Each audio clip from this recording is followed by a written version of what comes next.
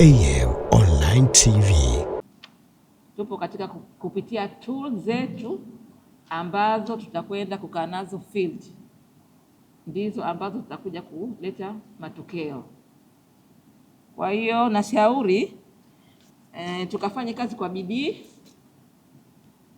katika kazi hii, na naamini kwamba vijana wote, kwa sababu vijana ni wengi waliochaguliwa katika timu hii, hawatatuangusha, watakwenda kufanya kazi hii.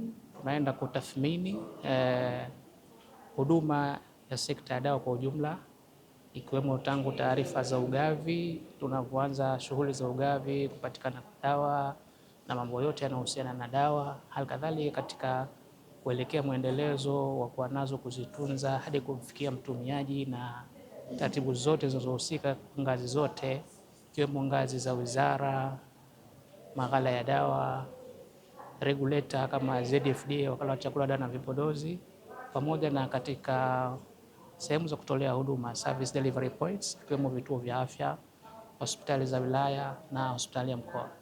Kwa hiyo hili ni zoezi maalum za kuandaa timu kwa ajili ya kwenda kufanya hiyo assessment.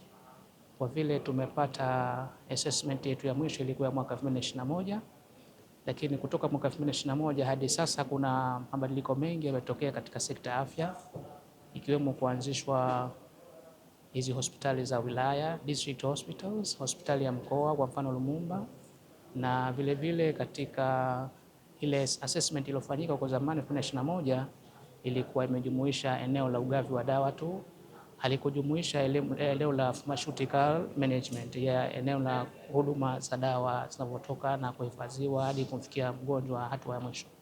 Kwa hiyo zoezi hili linakwenda kutathmini ili lione kwamba kuna gap eneo gani na kuna opportunities na fursa za kuweza kuimarisha zaidi huduma za afya kwa wananchi wa Zanzibar. Collection kwenye vituo vya afya, kwenye central level, kwenye ministry, kwenye taasisi zote ambazo zinahusika. Kwa mfano Central Medical Store, kuna ZFDA, kuna watu wa bima na taasisi nyingine ambazo ni muhimu. Kama ambavyo tool inaweza imezungumzia, lakini matarajio yetu baada ya hii ni kuweza kuboresha mfumo mzima wa mnyororo wa ugavi wa dawa na vifaa tiba, ambao kama inavyojieleza katika target yetu, manake ugavi bora, afya bora, lakini pia kuweza kutatua zile changamoto zote ambazo kama zimeonekana wakati wa ufanyaji wa ukusanyaji wa data pamoja na kufanya hii assessment kwa ujumla. Kwa matarajio yetu ni makubwa katika hii assessment inaenda kufanyika, na tuta improve supply chain pamoja na kuongeza upatikanaji wa dawa na vifaa tiba katika Zanzibar yetu. Taalam ni timu kubwa kidogo. Hii tunapitia kufanya ukusanyaji wa hizi taarifa ambazo kwa ujumla wake zitaangalia mnyororo mzima wa bidhaa za afya kwa upande wa Zanzibar.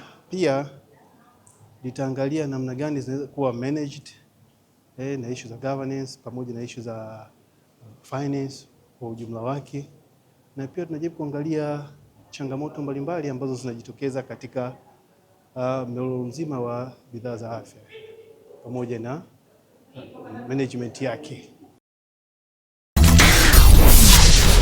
AM Online TV.